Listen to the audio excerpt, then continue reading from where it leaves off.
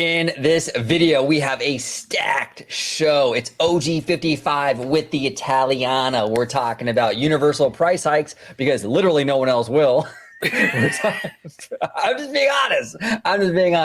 We're gonna talk about Asha coming to Walt Disney World Florida meet and greet. We're gonna talk about this Toontown plane.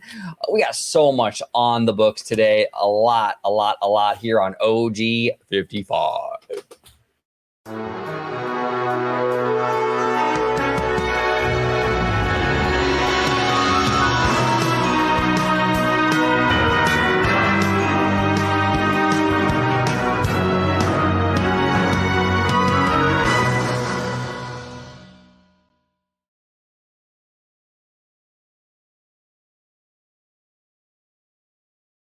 Welcome aboard to another episode of OG 55. We are talking everything today. We're talking Asha at Walt Disney World. We're talking that Toontown plane. We're talking Jingle Cruise. We're talking Universal. There's got some maintenance issues over there at Universal. We talked monorails yesterday. It's Universal's turn today.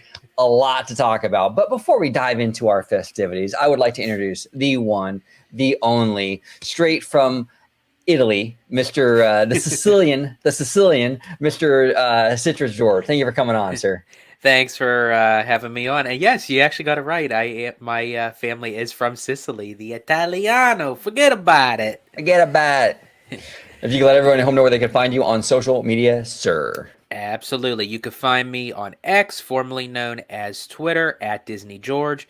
You could also find me on Instagram under the Disney Italiano. And of course, you'll find me here on my home base at Orange Grove 55 with Citrus Corner with all that sweet, juicy, but sometimes sticky Disney news and info. And folks, forgive me if I do sound a bit nasally. It is very cold over here in the Pennsylvania area, and every year it always activates my seasonal allergy. So I do apologize if I sound a bit nasally. So. You need to come down to California and get some tea or something, George. Sounds like. Hey, tea is always good. Tea always clears up the sinuses. Always, every single time. Let me chime you in, sir. It's official. It is absolutely official. So up to bat first is we're talking Universal. We're talking price hikes. Now this is the second price hike, significant price hike for Universal Orlando this year. Apparently, Bob Iger isn't the only one that likes to do stuff in twos. Yeah, exactly. It's not just Bobby. It's Brian Roberts as well. In April, I don't know if you all remember, but they raised their annual passes by 16 to 23% back in April. Okay, but you know what? That wasn't enough. Now they're raising the prices on the tickets. This is from our friend Mr. Scott Gooston. Universal Orlando increased the price of standard tickets sometime in the past few weeks. Now the reason why he says that is Universal never officially announces this stuff. Isn't that funny? That's sneaky, right? So this was found out somehow. I don't know. Someone looked into it, and they had in the past few weeks they were raised quietly. Like ASMR, George. The starting price on a one-day, one-park ticket increased from $109 to $119, and the most expensive holiday age jumped from $159 to $179, an increase of 12.5%. Now, George, I'm not super familiar with Walt Disney World prices, but I know a thing or two about these kind of things, and this is from what I'm gathering. This looks like it's pretty close to the Walt Disney World price. It is pretty close. It is really pretty close. And us talking about this right now, if ever anyone out there listening, it's not us knocking Universal. We are just reporting the fact that Disney isn't the only one that does these ticket price hikes. No. You know, it's just that Disney is open about it, and Universal kind of just like lets it slide under the radar a little bit. So yeah.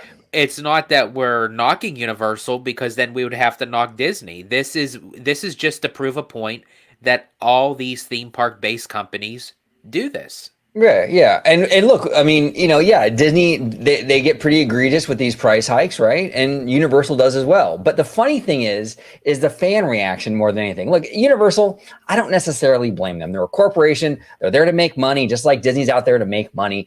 You got the economy and inflation and all these other factors. These companies are looking for ways to increase revenue, right? Cool. Correct. I understand that. I can't even really blame Comcast. What I can blame though are the fans, okay? Because I'm getting tired of. It's like this thing, right, George? It's like you either. It's like it's okay. It's either like they don't talk about it at all, right? You don't bring it up. Like when Disney raises prices, you hear a million stories on Twitter and on YouTube about how Disney's pricing out the average family. Universal raises prices damn near close to what Disney has, and you don't hear a fucking word. You can hear a mouse pee on a cotton ball.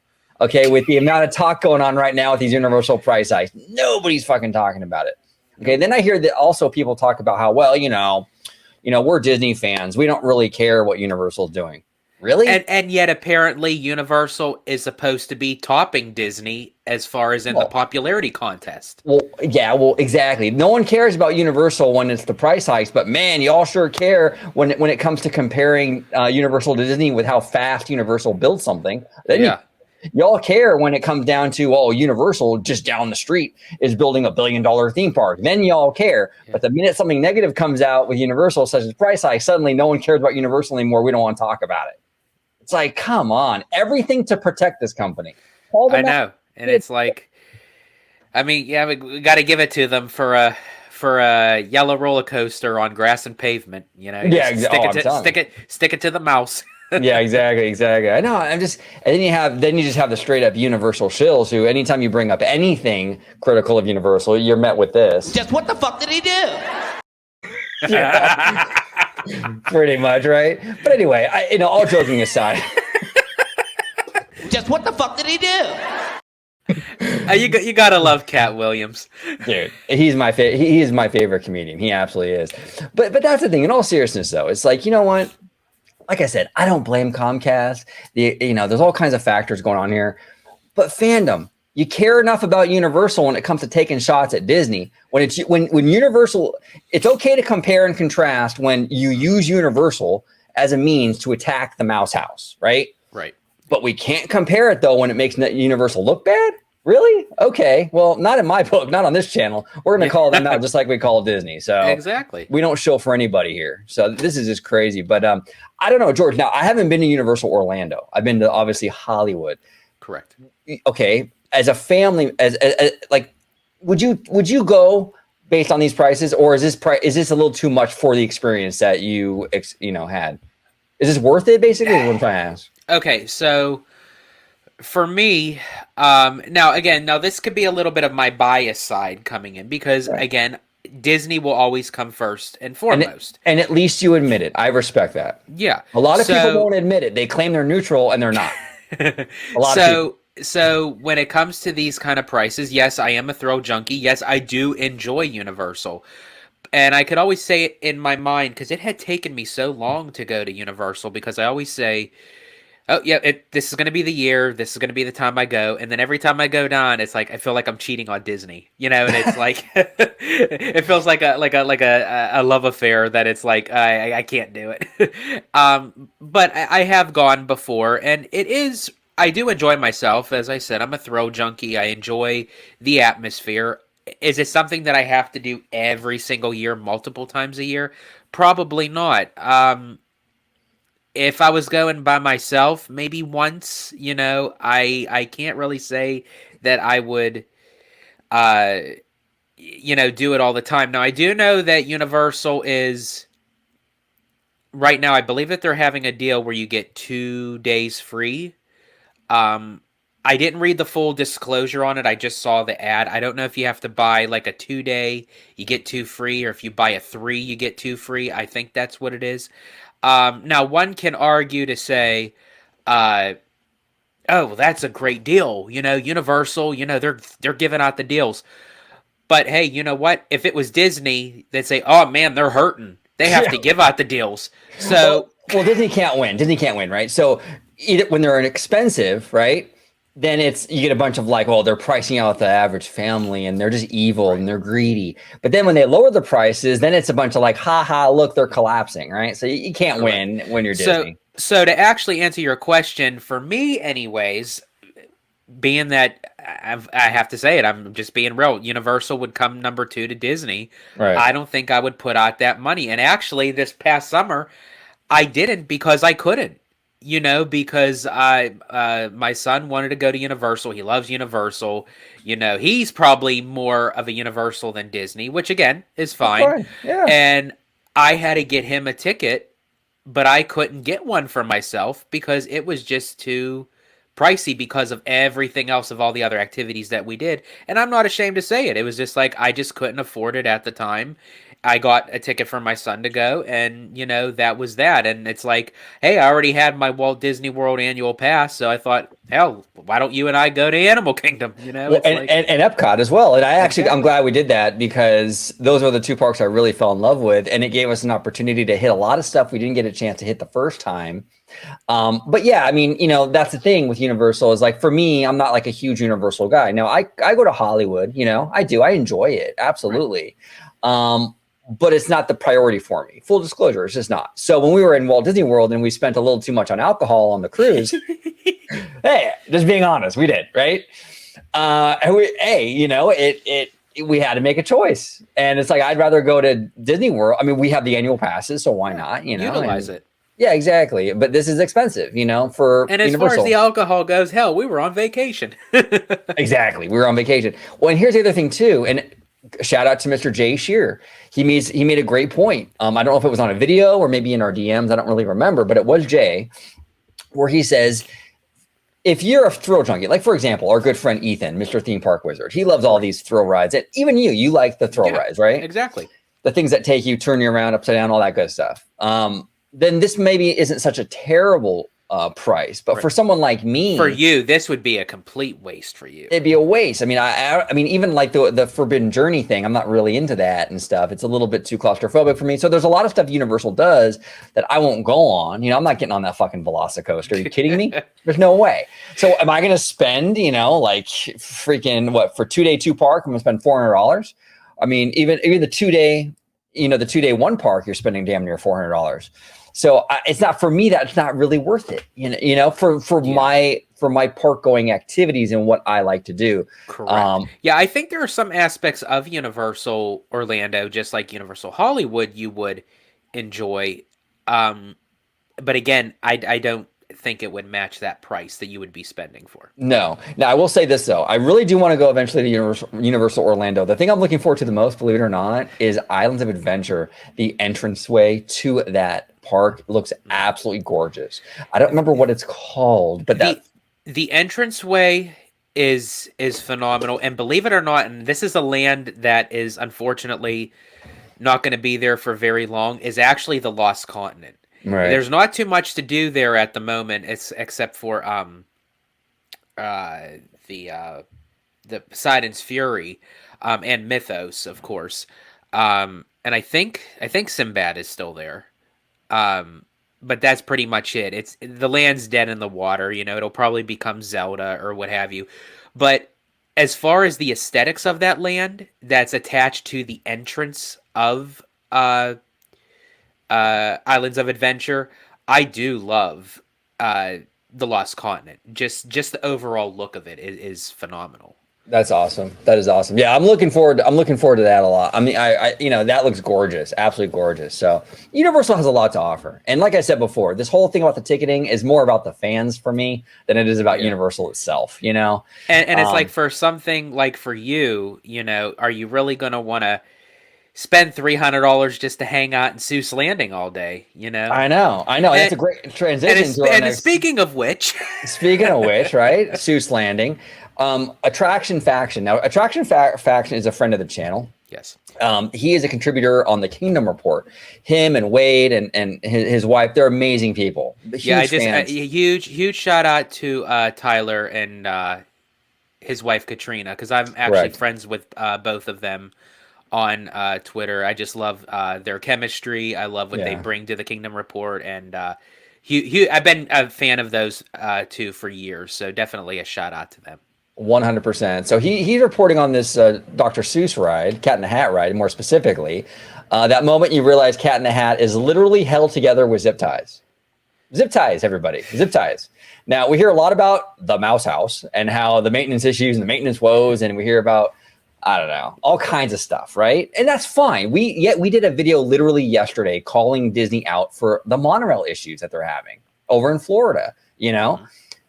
But look, I respect Tyler for bringing this up. No one really talks about this stuff. Cat in the Hat is in abysmal shape. Okay, you literally have this. He looks possessed. Yeah, exactly. His hands are literally on there with zip ties. Okay, this is out of control. If this was And it Disney, kind of looks like a dab of mustard too. yeah, I know. What is that? I don't know, you guys, but this is bad show, okay? And from what I'm hearing from Universal fans and people that regular these parks, the Cat in the Hat attraction has really been going downhill for a long time. Okay, this didn't happen overnight. Okay, this thing has been looking kind of shoddy for a while. I wonder if it took a really long zoom lens to get a photo of that opposite of the San Francisco bridge, because that looks. I know. Yeah, I know. I mean, you don't really. I mean, look. I mean, I don't know how close the vehicles get to this thing, but I mean, he noticed it from his vehicle, I guess, and it was. Yeah. You know, he was able to. Let me see here. Is that the vehicle? Oh yeah. See, so here's the vehicle back here. So yeah, you get pretty close to that animatronic. So yeah, you don't need a zoom lens. You can just look at it. Just look. Yeah. No zoom lens needed. But I mean, look, this is inexcusable. You know, and again, shout out to Tyler for bringing this up. You should hold these companies accountable for this kind of stuff. This is basic maintenance, you guys. And just because, look, a lot of fans, they get stuck in this thing where it's like, you know, well, Universal is the only competitor against Disney. So we're just going to kind of like, you know, just grin and bear it. Whatever they throw at us, we're just going to love it. You know, you can't do that. I get it that people are hungry for that competition, that competitive factor. And that's good for the market, for the industry. But at the same time, you can't throw away all criticism and just turn a blind eye to everything Universal does because you want that competition factor so much with Disney, you know? You have to be critical as a fan. You have to notice this stuff. And a big reason why Universal is allowed to let this attraction get to the way it is today is because people are so reluctant to call this company out on literally anything. And it's not even just this. Okay. This is from Merch Motel. Universal Cabana Bay is one of my favorite places to visit in Orlando, but the beautiful neon sign outside is gone. Hoping it's temporary. But it's been like this for 7 months. 7 months. This thing has been, they completely removed the gorgeous neon signage and replaced it with this one. Now, to be fair, the Universal account, the official Universal account did reply to that and says, hi there, no worries. The sign will be replaced in all its original neon beauty soon. So to be fair, it will come back. But do you think, George, let me ask you a question, buddy. Do you think that if this was Disney, and there was a missing neon sign literally anywhere at Walt Disney World, that it would go unnoticed for 7 months by the fandom? Absolutely not. It would have been noticed the day that they removed it, and it's like, okay, we're looking at our stopwatches to see how long it takes for them to bring that back out. Right? It's just crazy, and it's just like, and but why is Universal taking this long? Why? Because no one's ever putting them under the pressure to get something done at a specific time. Yeah. And look, I mean, you know, if you're gonna, there's a lot of rhetoric out there, right? Universal is catching up to Disney, or some people even say it's better than Disney now, you know? So the standards are high now, Universal. So when your standards are high, you know, it's fair game to be critical and hold you to that standard. And honestly, Universal has set their own bar the last 10 or 15 years, and they have created better product, a product that has leveled up, and people do expect more. And this isn't okay. Maybe Universal could have get away with this maybe 25, 30 years ago, but now it's unacceptable. And, you know, there's a lot of this happening. You know, we recently did a video for Universal Hollywood, which saw the Simpsons area and the Minions silly fun land area in whatever the fuck that's called, in like really, really bad shape. You know, I mean, really bad shape. It's happening at these Universal parks, and we're not going to shill. We're gonna call them out, and we will also call Disney out, like we did yesterday with the monorails. Correct. We're not gonna let anybody slide. All right, but this is interesting. Okay, we don't really cover amusement parks typically on this channel. You don't cover theme parks, but you know, we don't really cover the amusement parks. This is a big story, and it's only going to get bigger because it's looking like it's going to happen. But this is from our buddy Scott Gooston. I like to reference Scott Gooston and his tweets because he's a great guy and a friend of ours. So I like to use his as much as possible. But it says here, according to Reuters, the potential agreement could be announced as early as Thursday when Cedar Fair reports quarterly earnings. Now, what is he talking about? Well, he is talking about this. It says here that U.S. amusement park operators Cedar Fair and Six Flags in merger talks. Now, this is the second time. I don't know when it was, maybe about a year ago. I think it was like after the Pandy or maybe around the Pandy that this rumor came about. And I believe Cedar Fair rejected Six Flags' offer and it didn't go anywhere. The second time now they're at the table, though. I'm thinking this is going to happen. It seems like there is some sort of desire to have this happen. This is the second time now in the past couple of years that they've come to the table to at least talk about it. What are your thoughts on this, George? I mean, the second time, that doesn't seem like a coincidence. And I really feel like if an agreement could be made and if it can benefit both sides of the spectrum, I think it would be great because I think we all know the shape that Six Flags is in right now. Not in a good spot. And Cedar Fair, I think, can kind of,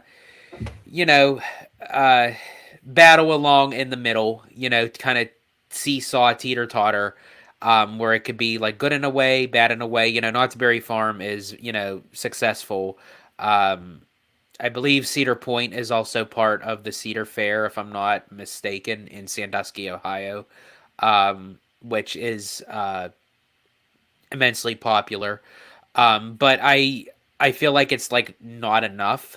So I kind of feel like that both of these companies would benefit off of each other if they can find some sort of agreement to merge.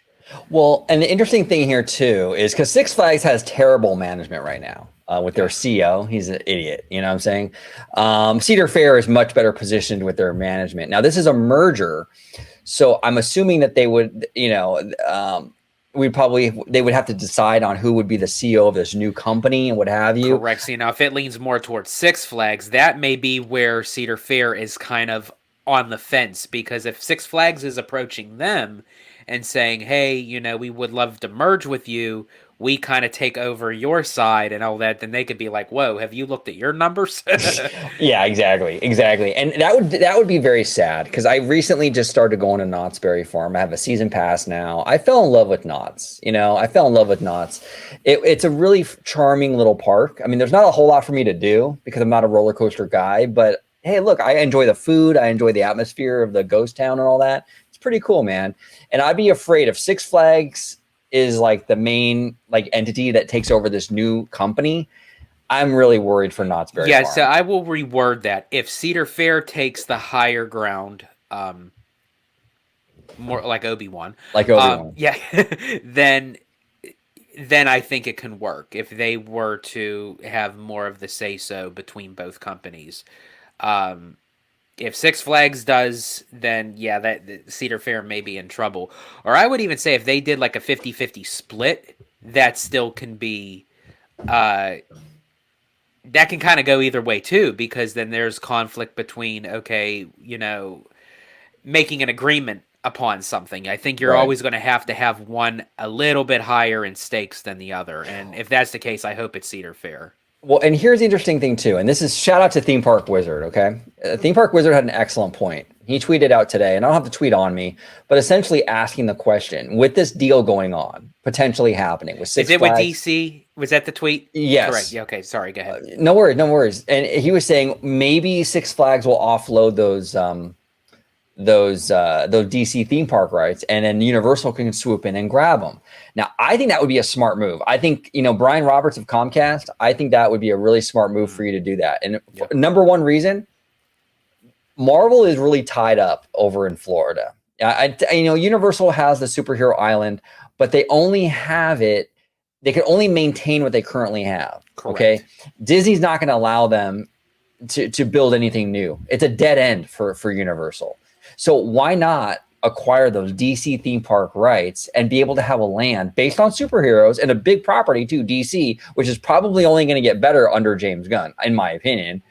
Why not have that where you can actually grow and that land can have an actual future as opposed to the dead end that you have now with Marvel? That's the way I would go, Universal. I think that would be a really smart move, and it And would you could open still up. keep it as a comic book style form. Oh, You of just do it course. under DC Comics. You do it under DC Comics. Yeah, you do. You can make a Batman ride, a Superman ride, all kinds of stuff. They can do all kinds of stuff with that. I mean, they can even make a whole little Gotham area similar to like Wizarding World. With like this, you know, um, really immersive little Gotham City. It'd be dope, dude. Really, really cool. There's a lot here they could do, but that's speculation. But I think Theme Park Wizard, I think that's an interesting kind of route that they can go. With these mergers, they might offload some stuff, and that might be one thing they offload. And I've been saying for a long, long time, actually, that Six Flags, DC, God, I can't talk today, that Warner Brothers has great IP, one of the best Oh, they do. IP libraries next to Disney, right?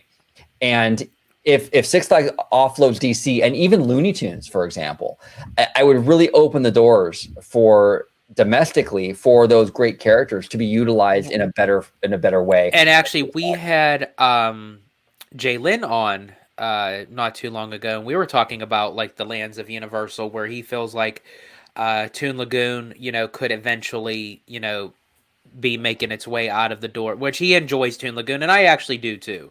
It pays tribute to those classic comic book strip characters and early like 1960s cartoons and even to the 1930s and 40s, with Betty Yeah. Boop and Dudley Do-Right and Beetle Bailey and all that. But those are characters that unfortunately that this generation doesn't really know. But I mean, this generation does know Looney Tunes. So again, just like you would do with the Marvel changing into DC, you could easily turn Toon Lagoon into Looney Tune Lagoon. Oh, that's kind of cool. Actually, I kind of dig that. Absolutely. Yeah, Looney Tunes are great characters, and they've just been so underutilized since AOL bought Time Warner back in like the early 2000s. Yeah.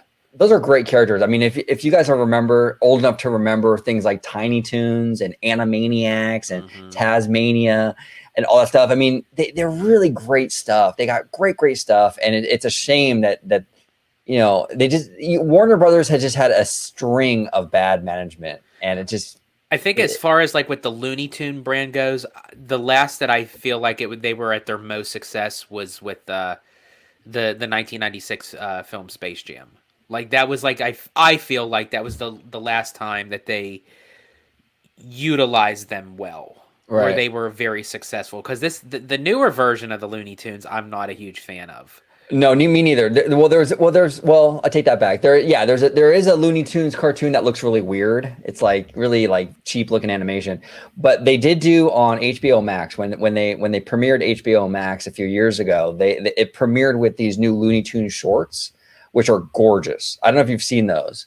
I don't think But I've seen those yet. oh, they're gorgeous. I hopefully they're still on the platform. I don't know for sure, but if you at home check it out on HBO Max, the Looney Tunes shorts, and the characters are gorgeously animated like the old time. They're not re-stylized or anything like that. They look like the actual characters. Beautiful animation, hilarious, really good stuff. But you're right though, and like for the most part, the characters have been so mismanaged. It's a sin. It really is a sin. Yeah. But let's move on to EPCOT. EPCOT. Asha meet and greet now opens in World Showcase at EPCOT. Now this is interesting. I'm going to go ahead and read you this first. Asha from upcoming Walt Disney Studios animated musical Wish is now appearing at EPCOT. You can meet Asha at the gazebo near the entrance to World Showcase at 9:30. Yada yada yada yada yada. Okay, now this is weird. Now it's only weird because of where they're putting it. I don't know why she's in World Showcase. I don't know. I never understood that either. And first off, let me just say the performer that they got to play Asha on here looks phenomenal. I mean, like they literally look like they just took like the animated, pulled her out of the page, put her into the parks, and she looks phenomenal. I'll start off with that. But Yeah, that beautiful. was when it said starting today, at 9:30 at EPCOT, I'm thinking, EPCOT, that is like, I mean, I get it. They like to try to put the characters in their own, national countries and what have you. But I would have thought definitely putting her in Fantasyland more than anything, because this film is the platform based off of the 100 years of the company, and the movie that started it all off of was Snow White and the Seven Dwarfs, which was based off of the Grimm's fairy tale and what have you. So I mean, it's like that was always the spearhead of Disney Animation and the company. And I'm thinking, why? Eventually they could put her in Epcot, but I would have definitely premiered her in that fairy tale hall.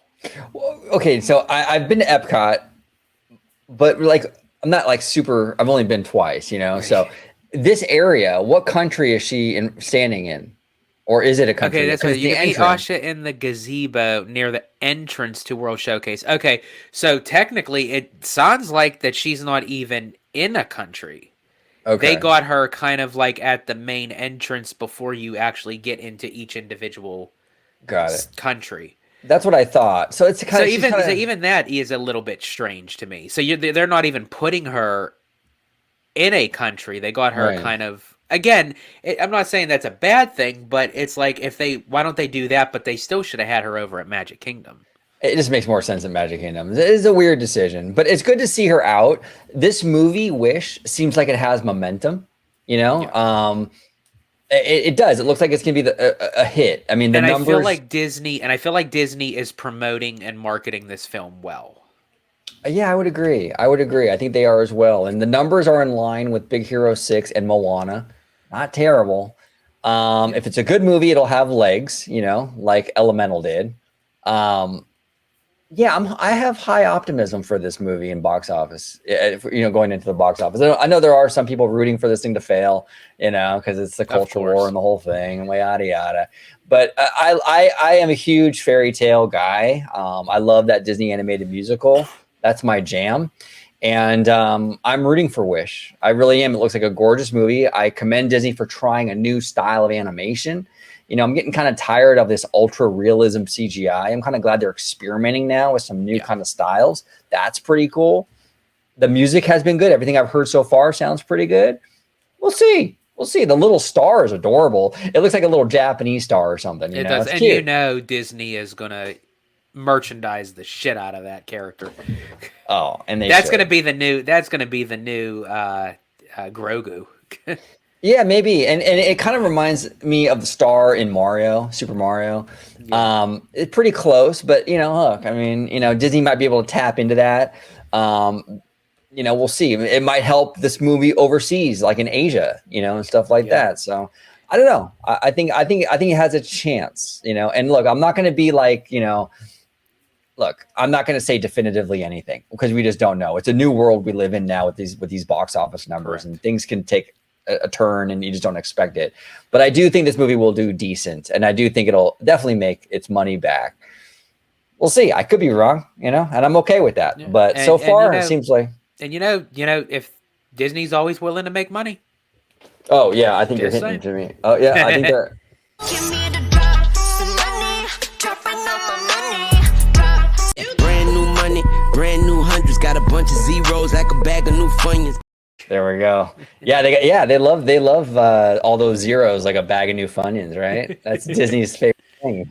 So, all right, let's move on to our next topic, which is this is courtesy of WDW News today. Jingle Cruise 2023 return date announced for the Magic Kingdom. Okay. It says here, Jingle Cruise, the holiday overlay for Jungle Cruise at Magic Kingdom, will return November 3rd, 2023. Now, this is news to me because I didn't even think that Walt Disney World really did holiday overlays. You guys don't have Haunted Mansion holiday. I didn't think you guys ever had overlays. So when I heard this news, I'm like, is this the first time? But it seems like it's returning. I don't know. I'm surprised. I think we did this once, maybe twice, and I think it was like right before the pandy. And I think that's why it's like they were kind of testing it out to see how it goes, and because of that, it delayed it where it was coming back or what have you. Comment down below if I have that timeline correct. I'm not 100% sure.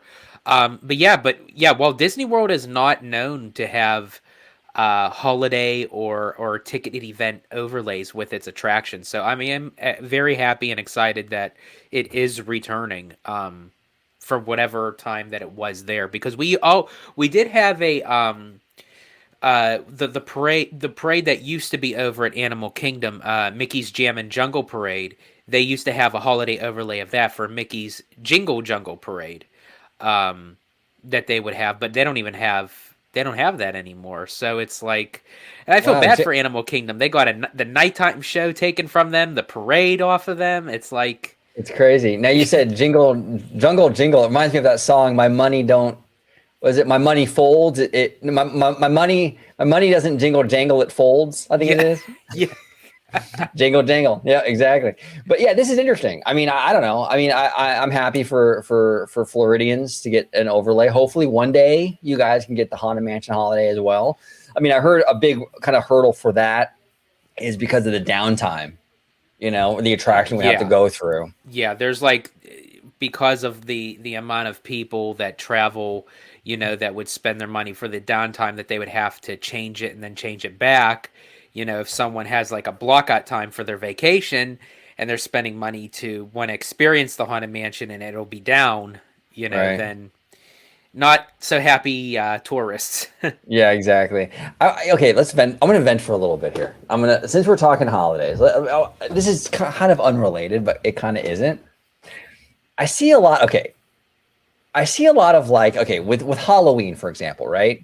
And not just with Disney, which is everything. People start talking about Halloween like in April, right? In like May, right? We hear about Halloween. No one cares. We could talk about Halloween 6 months before it happens. No one cares. Man, you mentioned Christmas.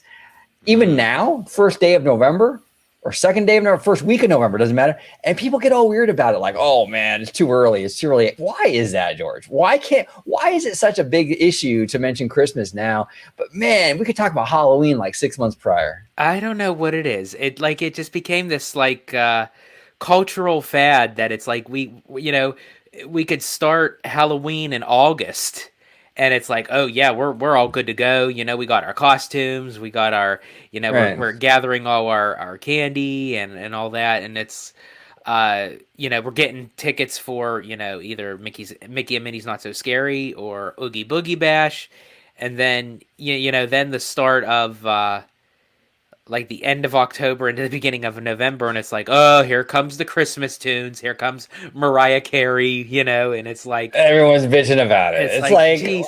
Because for me, it was always a tradition in our family that we started actually putting up slowly but surely the Christmas decorations on November 1st, because we like to have everything lit for Thanksgiving. Right. Plus, right. it gives us some leg room that you could actually enjoy the festivities, the decorations, the lights. You don't want to put Right. it up and then like in a week, you have to take it down. It's like, what's the point? Exactly. I don't know. That's just something that bothers me. I mean, maybe because I have a Christmas bias. I'm not really a spooky season guy. I don't know. Maybe if I was, I'd be more sympathetic with that stuff. But it's just like, it doesn't seem like it's never too early to talk about Halloween. But man, with Christmas, there's all kinds of rules and everything with people. It's kind of strange. All right, let's move on to our last and final topic. This is again from Scott Gooston. So it says here, Alaska Airlines revealed new aircraft themed to Mickey's Toontown. Oh, this is crazy, George.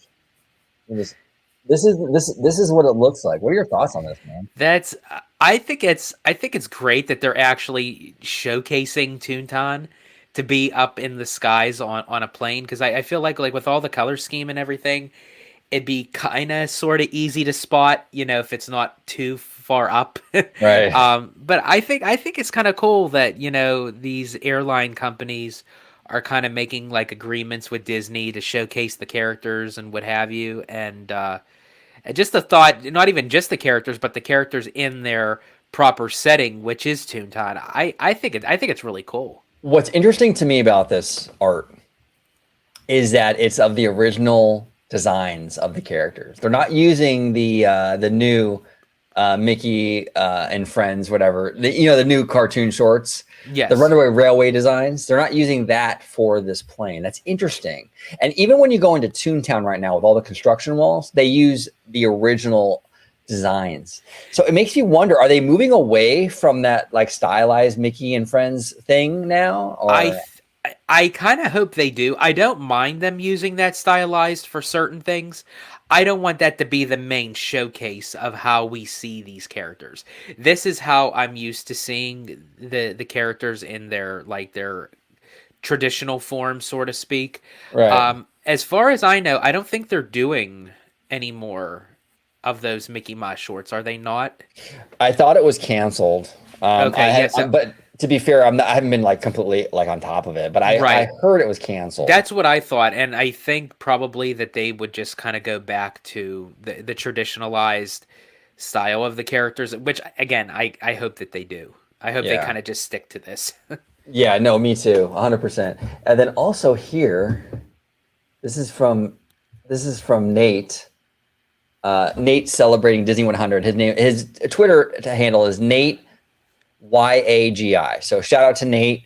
But this is what the inside looks like. So they got little Mickey Mouse ears on top. It's cute, you know. It's a cute little thing. I don't know. That's a nice plane though, dude. That's nicer than Southwest. Yeah, definitely. You get some extra leg room. You get some extra butt room. It's like because they got like those normal seats. They're like all kind of tight and compact, and it's like you're afraid to move. It's like, geez. Yeah, no, this is nicer than. Yeah, this is nice, man. Like you sit, especially if you're in the middle and you're sitting between two people, you don't even know. You're like up close and personal. It's like, and they stop having cigarettes on the plane, so it's like, yeah, exactly. Yeah, it's wild. A lot of interesting stuff that happened today, and we have a lot more. Actually, we're gonna do this week. We're gonna do the big show with the Bad Thoughts podcast about this South Park episode, which we finally watched last night. Right, Yes. It's hilarious, and we also have a show coming up talking about this Hulu thing, the Hulu news that dropped today. So we're gonna do a show on that, very soon. So a lot of stuff percolating. Over here at OG55. But George, I want to thank you so much for joining me today, brother. And if you could remind everybody at home where they could find you on social media, sir. absolutely. You could find me on X, formerly known as Twitter, at Disney George. You could also find me now on Instagram as the Disney Italiano. And of course, you will find me here on my home base at Orange Grove 55 with Citrus Corner with all that sweet, juicy, but sometimes sticky Disney news and info. Exactly. Just what the fuck did he do? Just for good measure, right? You got to have a little Absolutely. Cat Williams just for good measure. I got to ask you, who's your favorite comedian, George, before we go? All time. All time. For me, I think I've mentioned this a couple times. I forget if it was on our channel or if it was the Bad Thoughts podcast, but my favorite comedian of all time is no longer with us. He's a comedic legend in his own right, and he was known as Mr. Warmth, and that is the legendary Mr. Don Rickles. Yes, you did mention that. I do apologize. That is. No, it's cool. Yeah, I love when people ask me like, who's your favorite comedian? Because I don't even have to think about it. Normally, I gotta think and say, oh, what's your favorite song? What's your favorite movie? But if someone asks me who's your favorite comedian of all time, it's Don Rickles. He had this kind of shtick to him where it's like he had like the rights to say and do whatever he wanted, and it's like he earned that right because he always said he did it in a place of fun and heartfelt. No one ever took it personally, but I mean if he had his way doing his comedy now, I don't know how it would go, but I mean back in the time people had fun with it, and they knew that he wasn't coming from a rude, ignorant kind of place, and he always did after his like 15 minutes or his hour specials or whatever, after he like completely teared the audience a new one and what have you, he would always say thank you all for coming, I love you all, I appreciate you, and what have you. So I mean the best of Mr. Don Rickles. I absolutely adored the guy. Absolutely. Yeah, I know. Comedy is funny. Like when I watch Cat Williams, he's one of my favorite comedians. When I watch Cat and he makes fun of white people, I'm laughing so hard. It's so funny. Oh, it is. And people, I think that's one thing that's gotten lost on people in society nowadays. They're afraid to laugh at themselves. Yes. Come on. This stuff brings us together that we can laugh at ourselves. And it is a shame too, because it feels like comedy is becoming a dying art form because they're so restricted now of what they can say and what they can do. And it's like, man, just there's a purpose of why it's called comedy. You have to go in there with an open mind that you can't take it personal. Exactly. Now, because we're Italian, right? Do you know who Sebastian? I can never pronounce his last name. Sebastian. I do know who you're talking about. Yes. Yeah. He is fantastic. He's up there for me with Cat Williams. I love that guy, but he's funny. Very funny.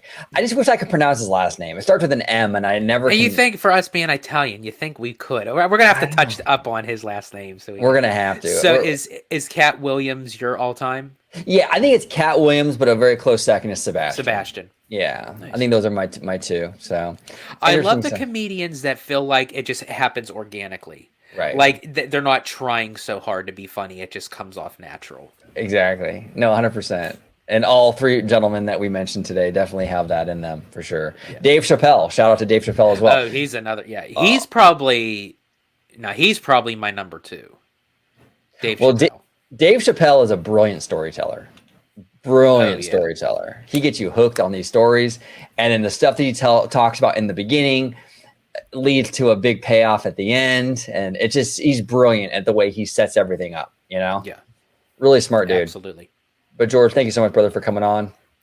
You let everybody home know where they can find you on social media. Oh, you already did. I already did that. Yes. You already did. What do I do?